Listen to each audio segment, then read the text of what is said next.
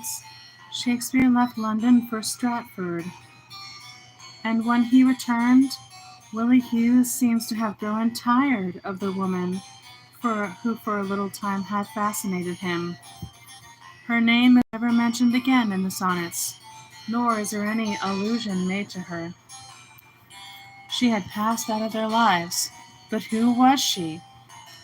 And even if her name has not come down to us, were there any allusions to her in contemporary literature?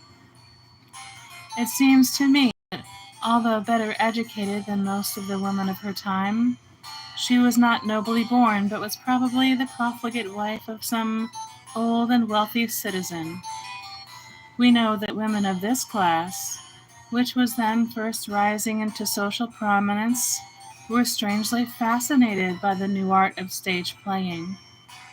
They were to be found almost every afternoon at the theater, when dramatic performances were being given, and the actors' remonstrances eloquent on the subject of their amours with the young actors. Cranley, in his Amanda, tells us of one who loved to mimic the actors' disguises, appearing one day embroidered, laced, perfumed, in glittering show, as brave as any countess, and the next day all in mourning, black and sad, now in the grey cloak of a country wench, and now in the neat habit of a citizen. She was a curious woman, more changeable and wavering than the moon, and the books that she loved to read were Shakespeare's Venus and Adonis, Beaumont's Salmacis and Hermaphroditus, amorous pamphlets, and songs of love and sonnets exquisite. The sonnets that were to her, the books of her devotion, were surely none other but Shakespeare's own. For the whole description reads like the portrait of the woman who fell in love with Willie Hughes. And lest we have any doubt on the subject, Cranley, borrowing Shakespeare's play on words, tells us that in her Proteus-like strange shapes, she is one who changes hues with the chameleon. Manningham's Table Book also contains a clear allusion to the same story. Manningham was a student at the Middle Temple with Sir Thomas Overbury and Edmund Curll, whose chambers he seems to have shared, and his diary is still preserved among the Harleian MSS at the British Museum, a small 12mo book written in a fair and tolerably legible hand, and containing many unpublished anecdotes about Shakespeare, Sir Walter Raleigh, Spenser, Ben Jonson, and others.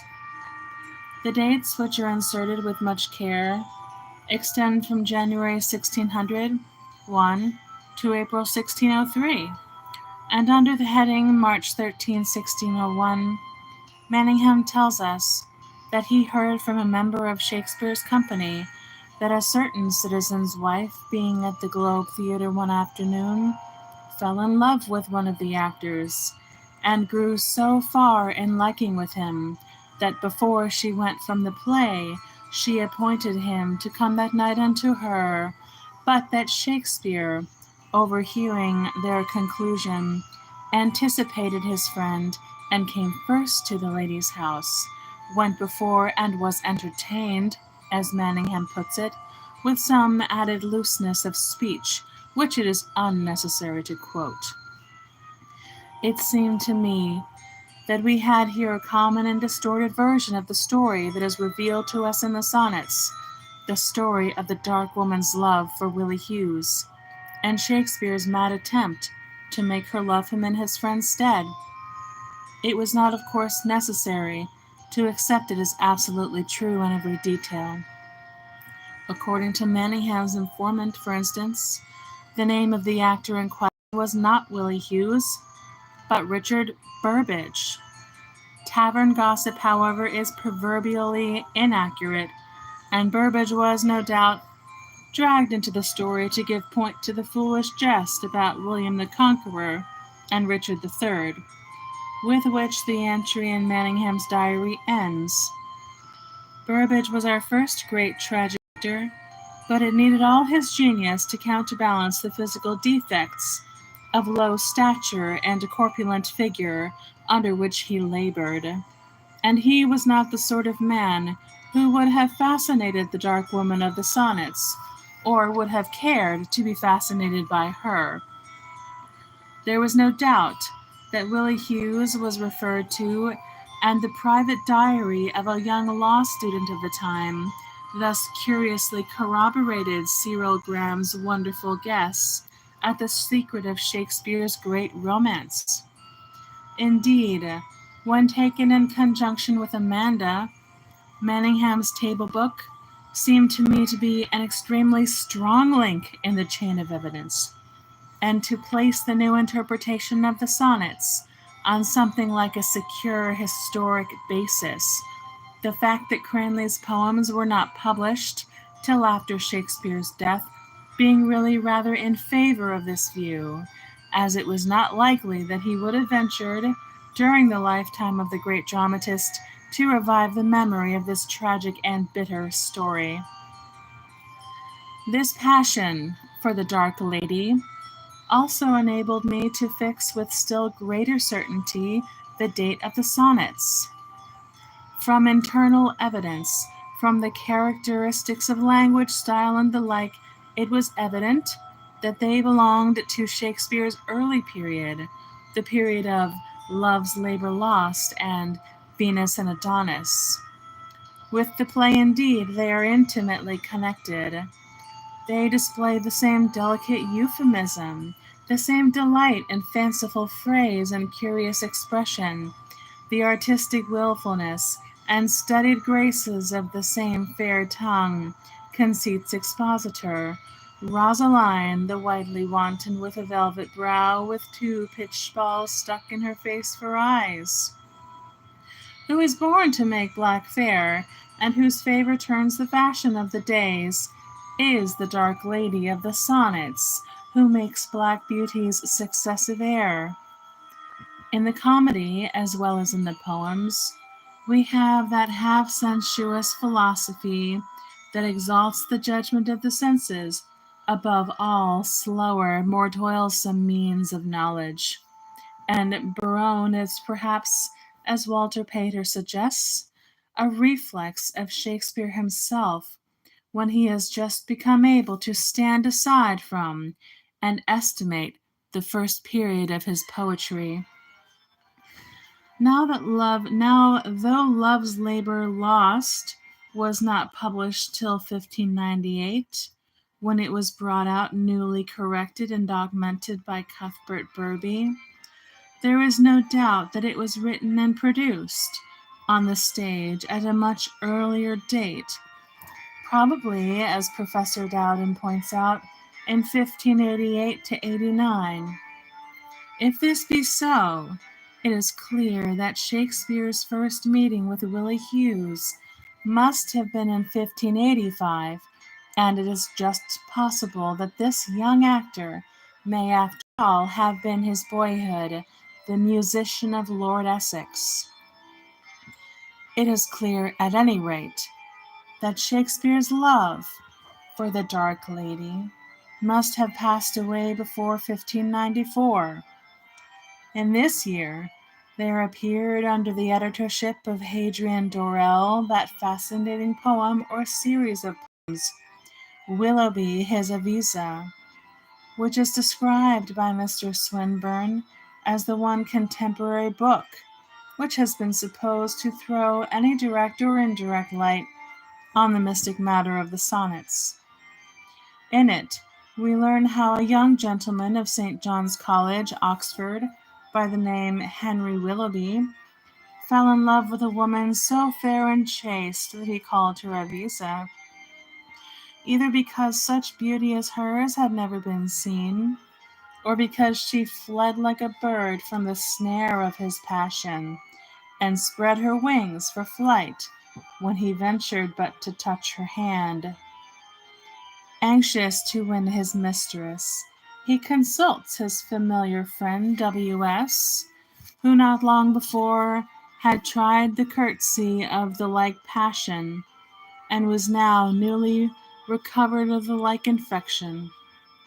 Shakespeare encouraged him in the siege that he is laying to the castle of beauty, telling him that every woman is to be wooed and every woman to be won, views this loving comedy from far off in order to see whether it would sort to a happier end for this new actor than it did for the old player, and enlargeth the wound with the sharp razor of a willing conceit, feeling the purely aesthetic interest of the artist in the moods and emotions of others.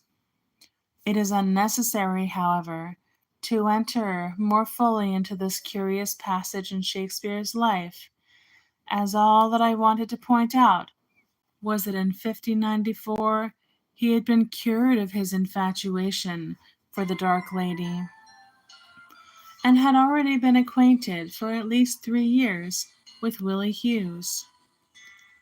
My whole scheme of the sonnets was now complete, and by placing these that refer to the dark lady in their proper order and position, I saw the perfect unity and completeness of the whole. The drama, for indeed they formed a drama and a soul's tragedy of fiery passion and of noble thought, is divided into 4 scenes or acts.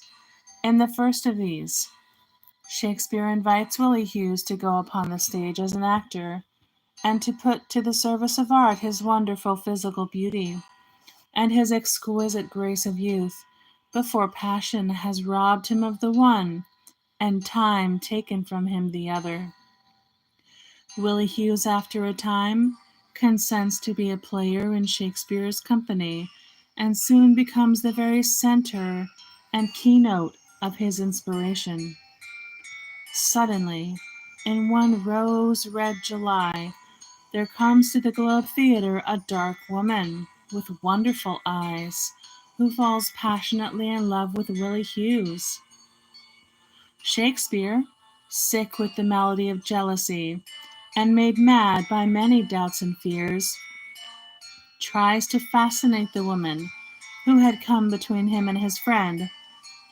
The love that is first feigned becomes real, and he finds himself enthralled and dominated by a woman whom he knows to be evil and unworthy.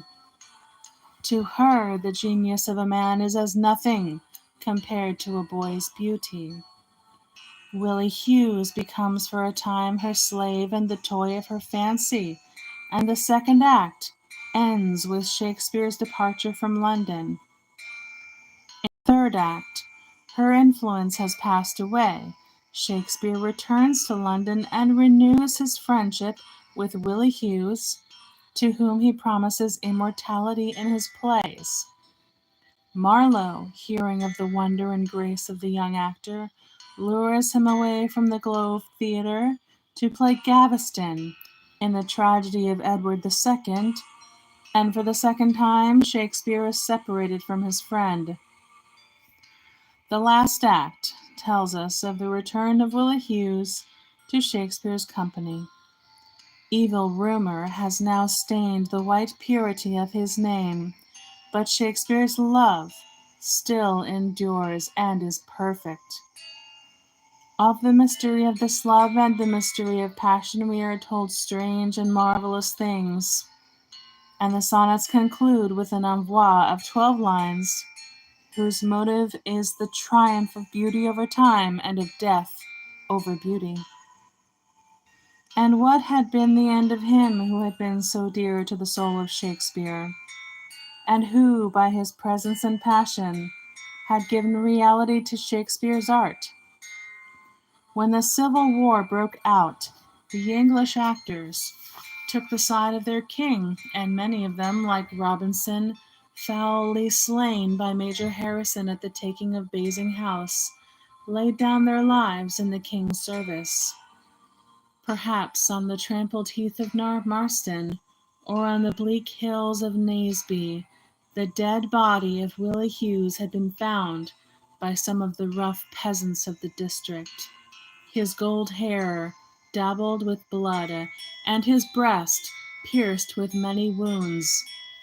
Or it may be that the plague, which was very frequent in London at the beginning of the 17th century, and was indeed regarded by many of the Christians as a judgment sent on the city for its love of vain plays and idolatrous shows, had touched the lad while he was acting, and he had crept home to his lodgings to die there alone, Shakespeare being far away at Stratford, and those who had flocked in such numbers to see him, the gazers, whom, as the sonnets tell us, he had led astray, being too much afraid of contagion to come near him.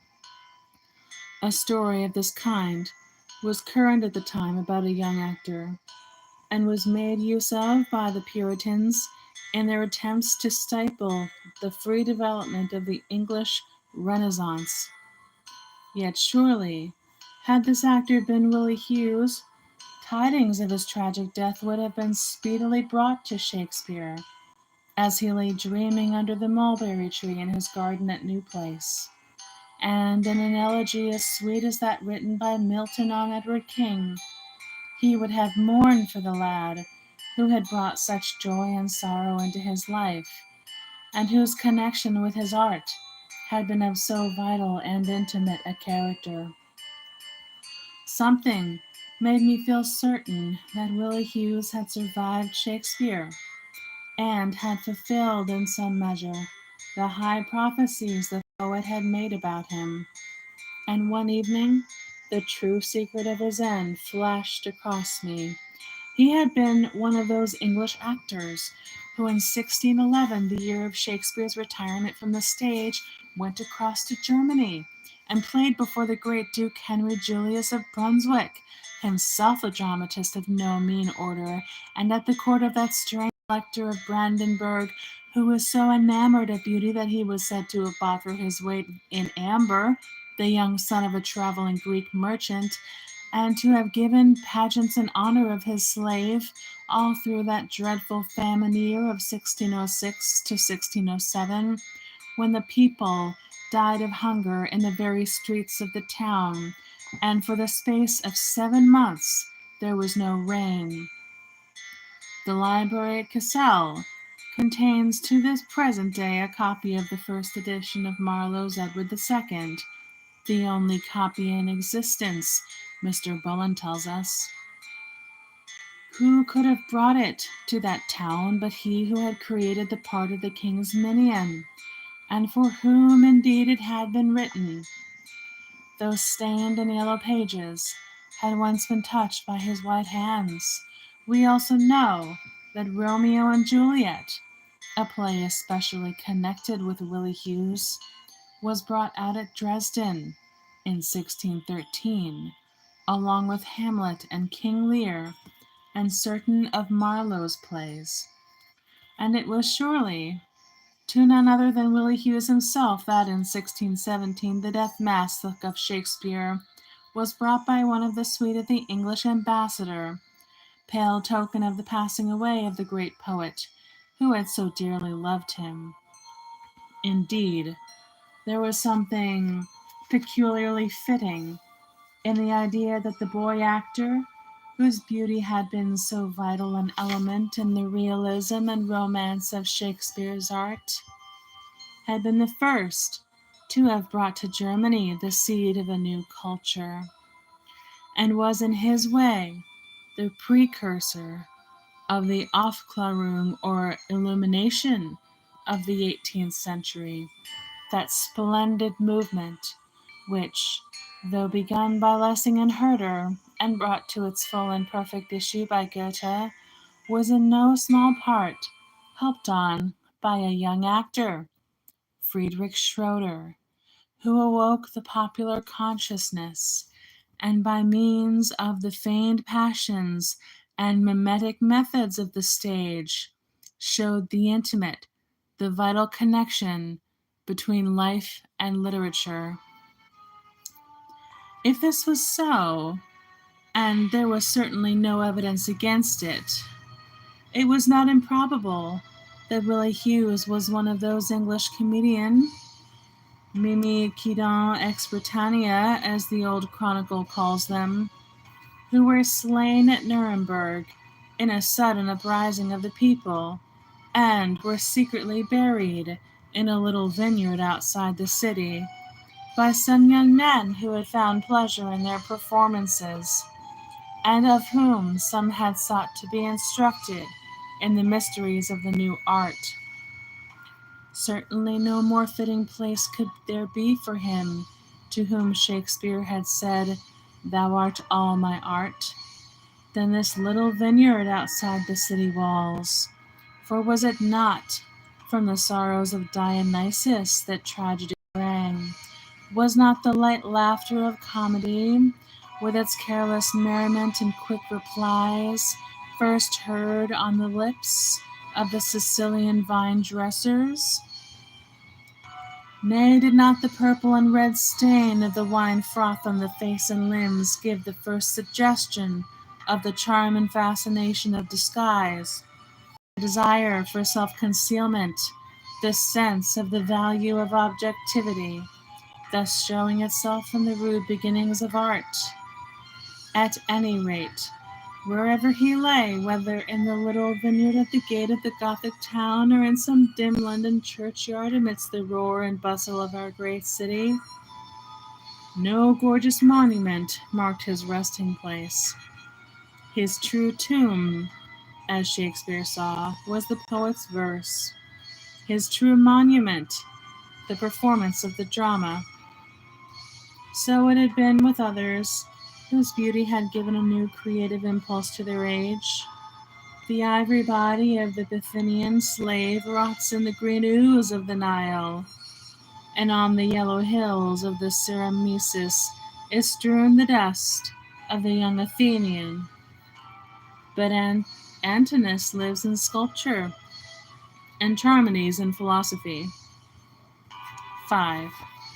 A young Elizabethan, who was so enamored of a girl, so white that he named her Alba, has left on record the impression produced on him by one of the first performances of Love's Labour's Lost.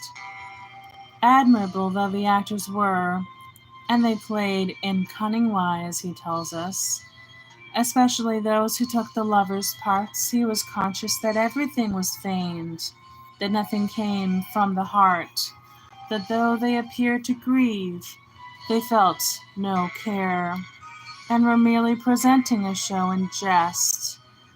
Yet suddenly this fanciful comedy of unreal romance became to him, as he sat in the audience, the real tragedy of his life.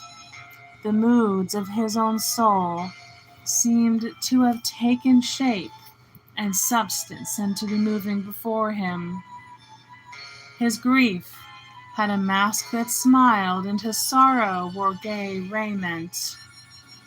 Behind the bright and quickly changing pageant of the stage, he saw himself, as one sees one's image in a fantastic glass. The very words that came to the actor's lips were wrung out of his pain, therefore tears were of his shedding.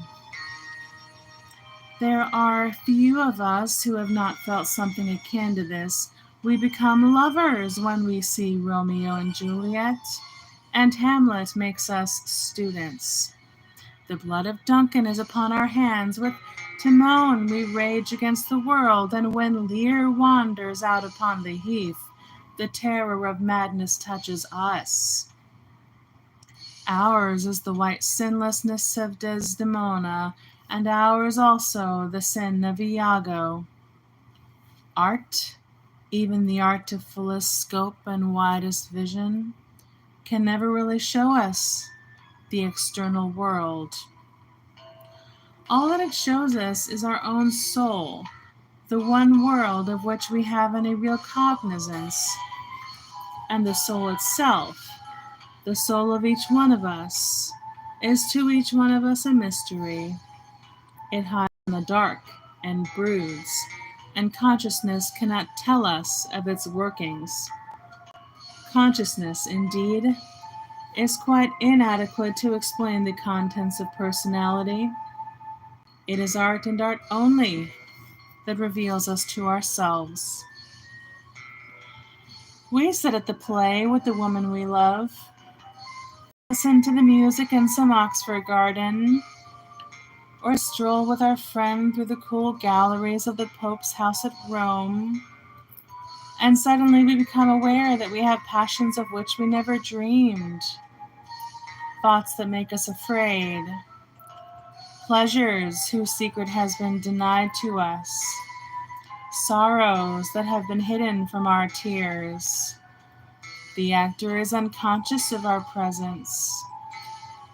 The musician is thinking of the subtlety of the fugue, of the tone of his instrument. The marble gods that smile so curiously at us are made of insensate stone, but they have given form and substance to what was within us. They have enabled us to realize our personality and a sense of perilous joy, or some touch or thrill of pain, or that strange self-pity that man so often feels for himself, comes over us and leaves us different. Some such impression of the sonnets of Shakespeare has certainly produced on me. As from opal dawns to sunsets of withered rose, I read and reread them in a garden or chamber. It seemed to me that I was deciphering the story of a life that had once been mine, unrolling the record of a romance that, without my knowing it, had colored the very texture of my nature, had dyed it with strange and subtle dyes. Art, as it so often happens, had taken the place of personal experience. I felt as if I had been initiated into the secret of that passionate friendship, that love and beauty of love, of which Marsilio Finisso tells us, and of which the sonnets in their noblest and purest significance may be held to be the perfect expression. Yes, I had lived it all. I had stood in the round theater with its open roof and fluttering banners, had seen the stage draped with black for a tragedy, or set with gay garlands for some brighter show. The young gallants came out with their pages and took their seats in front of the tawny curtain that hung from the satyr-carved pillars of the inner scene. They were insolent and debonair in their fantastic dresses. Some of them wore French lovelocks and white doublets, stiff with Italian embroidery of gold thread, and long hose of blue or pale yellow silk. Others were all in black and carried huge plumed hats. These affected the Spanish fashion, as they plaited cards and blew thin wreaths of smoke from the tiny pipes that the pages lit for them. The truant prentices and idle schoolboys that thronged the yard mocked them, but they only smiled at each other. In the side boxes, some masked women were sitting. One of them was waiting with hungry eyes and bitten lips for the drawing back of the curtain. As the trumpet sounded for the third time, she leant forward, and I saw her olive skin and raven's wing hair. I knew her. She had marred for a season the great friendship of my life. Yet there was something about her that fascinated me. The play changed according to my mood. Sometimes it was Hamlet. Taylor acted the prince, and there were many who wept when Ophelia went mad. Sometimes it was Romeo and Juliet. Burbage was Romeo. He hardly looked the part of the young Italian, but there was a rich music in his voice, and passionate beauty in every gesture. I saw As You Like It, and Cymbeline, and Twelfth Night, and in each play there was some one whose life was bound up in mine, who realized for me every dream, and gave shape to every fancy. How gracefully he moved! The eyes of the audience were fixed on him. And yet, it was in this century that it all happened. I had never seen my friend, but he had been with me for many years, and it was to his influence that I owed my passion for Greek thought and art, and indeed all my sympathy with the Hellenic spirit to become wise through love. How that phrase had stirred me in my Oxford days. I did not understand then why it was so. But I know now there had been a presence beside me always. Its silver feet had trod night's shadowy meadows, and the white hands had moved aside the trembling curtains of the dawn. It had walked with me through the gray cloisters, and when I sat reading in my room, it was there also. What, though I had been unconscious of it? The soul had a life of its own, and the brain its own sphere of action. There was something within us that knew nothing of sequence or extension, and yet, like the philosopher of the ideal city, was the spectator of all time and of all existence. It had senses that quickened, passions that came to birth, spiritual ecstasies of contemplation, ardors of fiery colored love. It was we who were unreal, and our conscious life was the least important part of our development. The soul, the secret soul, was the only reality. How curiously it had all been revealed to me. A book of sonnets published nearly 300 years ago, written by a dead hand and in honor of a dead youth, had suddenly explained to me the whole story of my soul's romance. I remembered how once in Egypt I had been present at the opening of a frescoed coffin that had been found in one of the basalt tombs in Thebes. Inside there was a body of a young girl swathed in tight bands of linen and with a gilt mask over her face. As I stooped down to look at it, I had seen that one of the little withered hands held a scroll of yellow papyrus covered with strange characters. How I wish now that I had it read to me. It might have told me something more about the soul that hid within me, and had its mysteries of passion of which I was kept in ignorance. Strange that we knew so little about ourselves, and that our most intimate personality was concealed from us. Were we to look in tombs for our real life, and in art for the legend of our days? Week after week, I pored over these poems, and each form of knowledge seemed to me a mode of reminiscence.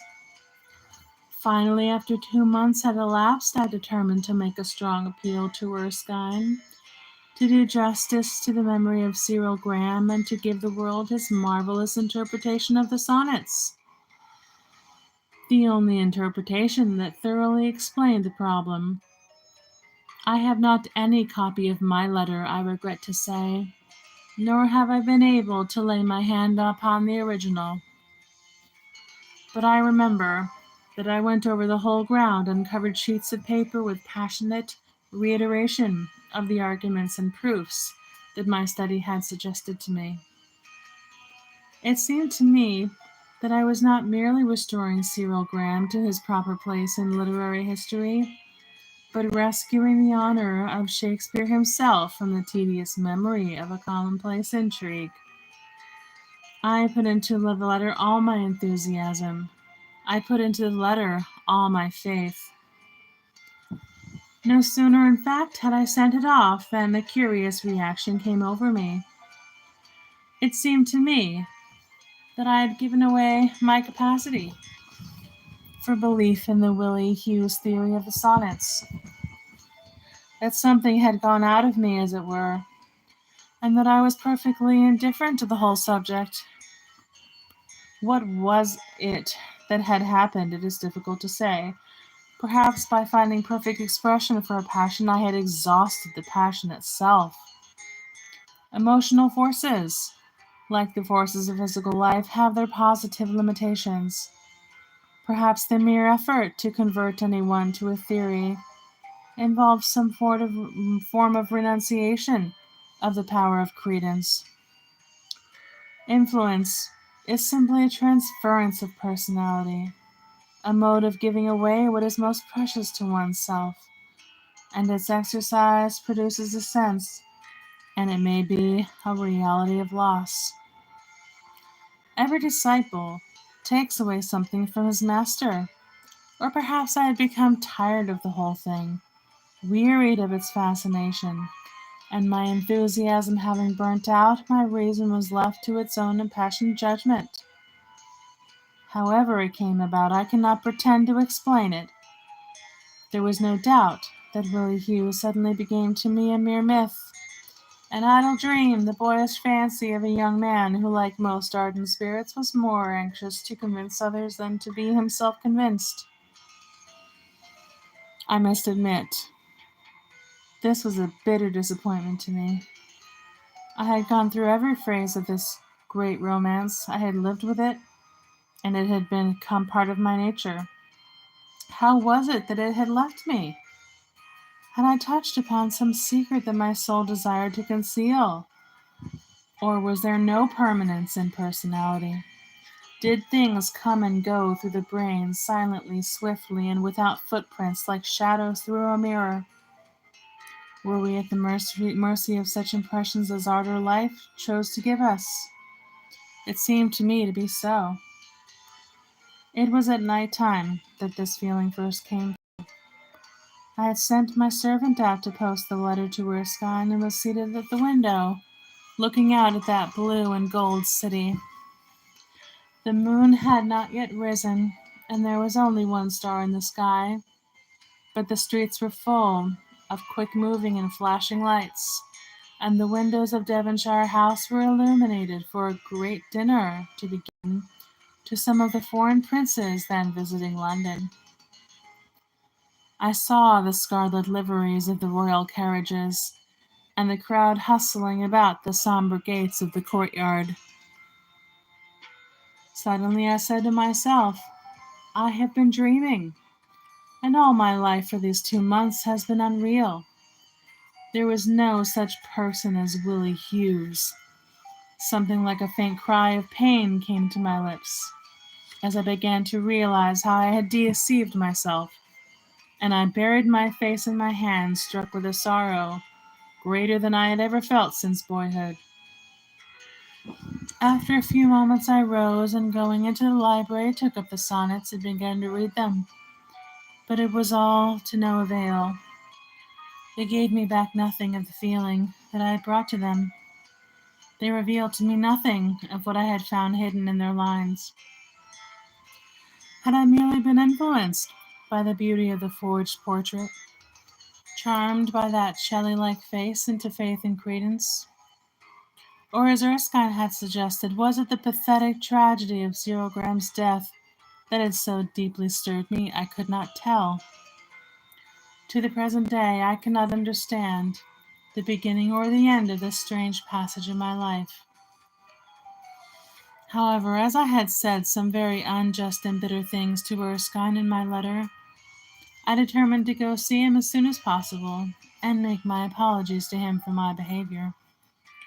Accordingly, the next morning I drove down to Birdcage Walk, where I found him sitting in his library with the forged picture of Willie Hughes in front of him. "My dear Erskine," I cried, "I have come to apologize to you." "To apologize to me?" he said. "What for?"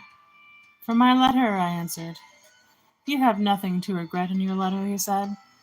"On the contrary, you have done me the greatest service in your power. You have shown me that Cyril Graham's theory is perfectly sound." I stared at him in blank wonder.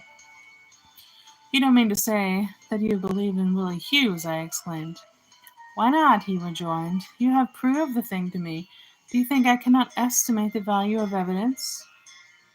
"But there is no evidence at all," I groaned, sinking into a chair. "When I wrote to you, I was under the influence of a perfectly silly enthusiasm. I had been touched by the story of Cyril Graham's death, Fascinated by his artistic theory, enthralled by the wonder and novelty of the whole idea, I see now that the theory is based on a delusion.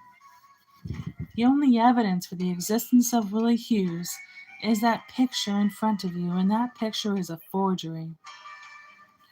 Don't be carried away by a mere sentiment in this matter. Whatever romance may have to say about the Willie Hughes theory, the reason is dead against it. I don't understand you, said Erskine, looking at me in amazement. You have convinced me by your letter that Willie Hughes is an absolute reality. Why have you changed your mind? Or is all that you've been saying to me merely a joke? I cannot explain it to you, I rejoined, but I see now that there is really nothing to be said in favor of Cyril Graham's interpretation. The sonnets may not be addressed to Lord Pembroke, they probably are not, but for heaven's sakes, don't waste your time in a foolish attempt to discover a young Elizabethan actor who never existed, and make a phantom puppet the center of the great cycle of Shakespeare's sonnets. I see that you don't understand the theory, he replied. My dear Erskine, I cried, not understand it? Why, I feel as if I had invented it. Surely my letter shows you that I not merely went into the whole matter, but that I contributed proofs of every kind. The one flaw in the theory is that it presupposes the existence of the person whose existence is the subject of dispute. If we grant that there was in Shakespeare's company a young actor of the name of Willie Hughes, it is not difficult to make him the object of the sonnets. But, as we know that there is no actor of this name in the company of the Globe Theatre, it is idle to pursue the investigation further. But that is exactly what we don't know, said Erskine. It is quite true that his name does not occur in the list given in the first folio, but as Cyril pointed out, that is rather proof in favor of the existence of Willie Hughes than against it, if we remember his treacherous desertion of Shakespeare for a rival dramatist. Besides, and here I must admit that Erskine made what seems to me now a rather good point, though at the time I laughed at it, there is no reason at all why Willie Hughes should not have gone upon the stage under an assumed name. In fact, it is extremely probable that he did so.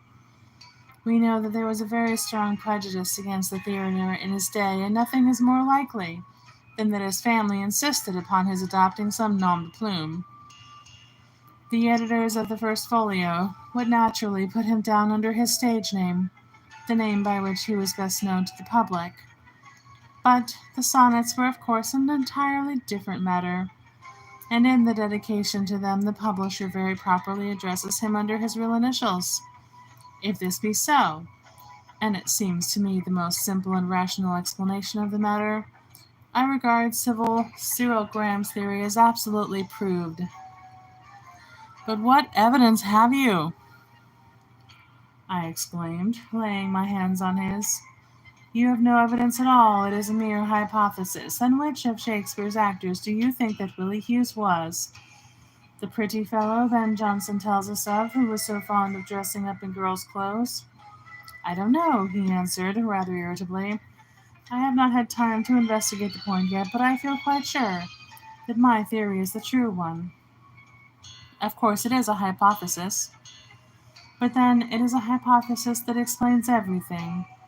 And if you had been sent to Cambridge to study science, instead of to Oxford to dawdle over literature, you would know that a hypothesis that explains everything is a certainty. Yes, I am aware that Cambridge is a sort of educational institute, I murmured. I'm glad I was not there. My dear fellow, said Erskine, suddenly turning his keen gray eyes on me, you believe in Cyril Graham's theory. You believe in Willie Hughes. You know that the sonnets are addressed to an actor, but for some reason or other you won't acknowledge it. I wish I could believe it, I rejoined. I would give anything to be able to do so, but I can't. It is a sort of moonbeam theory. Very lovely, very fascinating, but tangible. When one thinks one has got a hold of it, it escapes one. No, Shakespeare's heart is still to us a closet never pierced with crystal eyes, as he calls it in one of the sonnets. We shall never know the true secret of the passion of his life. Erskine sprang from the sofa and paced up and down the room.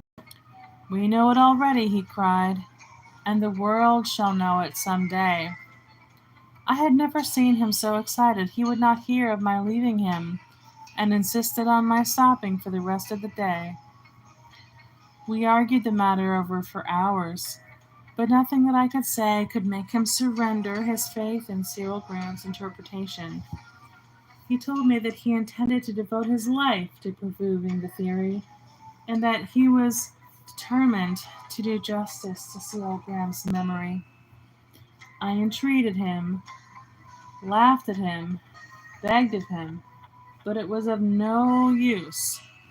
Finally, we parted, not exactly in anger, but certainly with a shadow between us. He thought me shallow. I thought him foolish. When I called on him again, his servant told me that he had gone to Germany.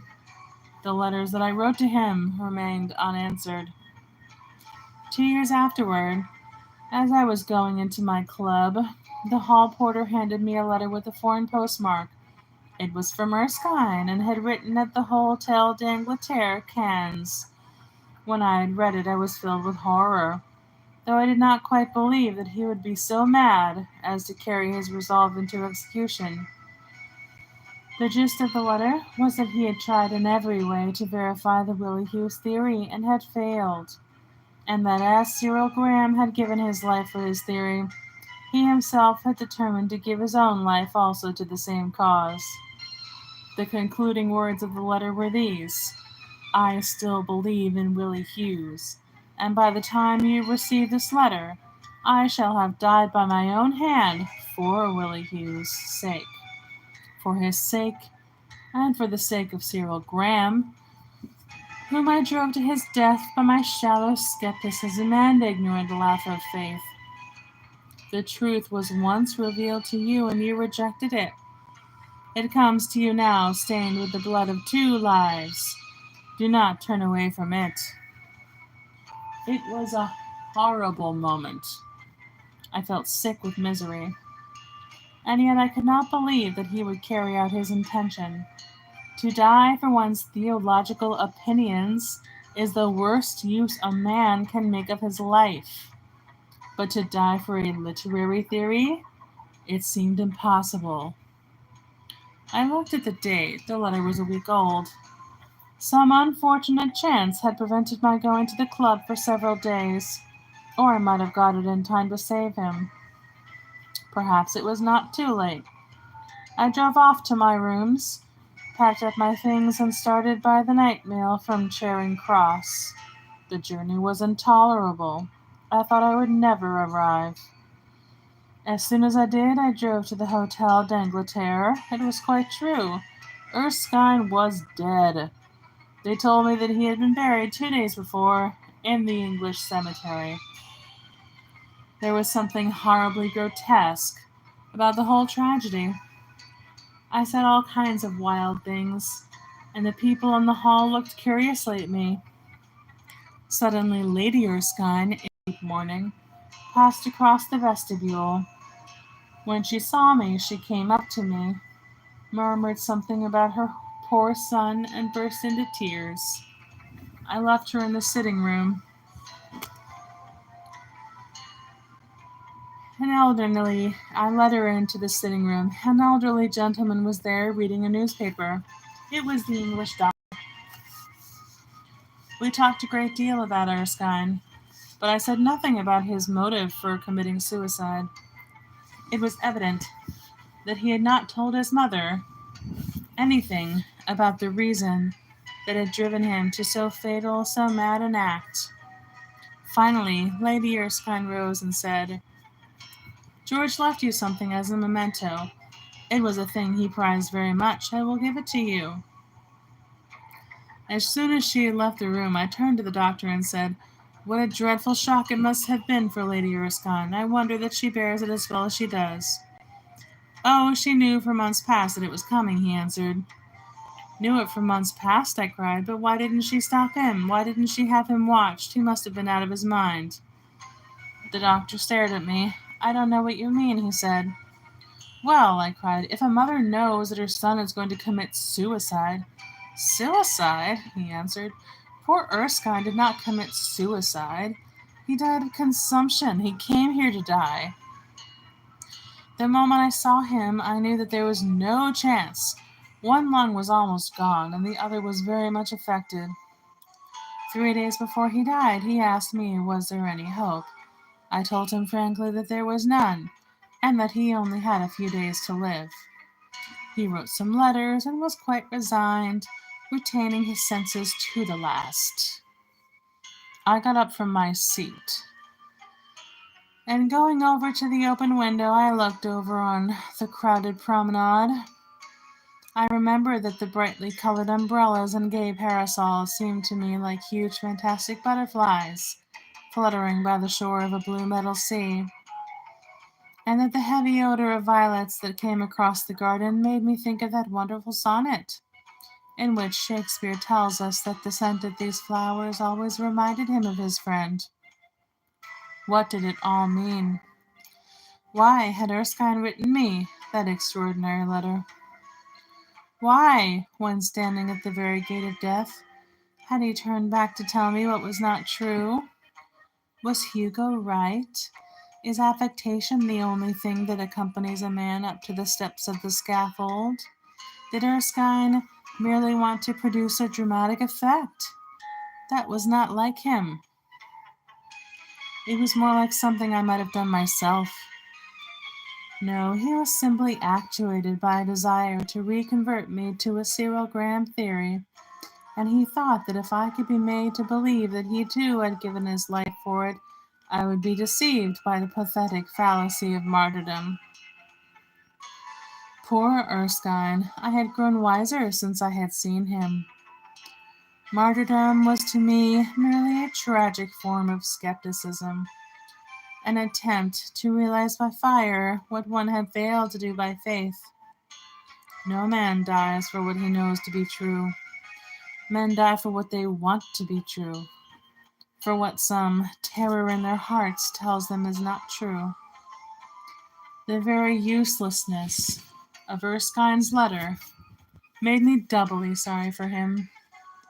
I watched the people strolling in and out of the cafes, and wondered if any of them had known him. The white dust blew down the scorched sunlit road, and the feathery palms moved restlessly in the shaken air. At that moment, Lady Erskine returned to the room, carrying the fatal portrait of Willie Hughes. "When George was dying, he begged me to give you this," he said, and as I took it from her, tears fell on my hand.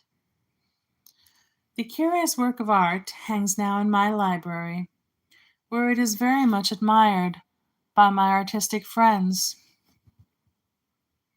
one of whom has etched it for me. They have decided that it is not a Clouet, but an Ouvry. I have never cared to tell them its true history, but sometimes when I look at it, I think there is really a great deal to be said for the Willie Hughes theory of Shakespeare's sonnets.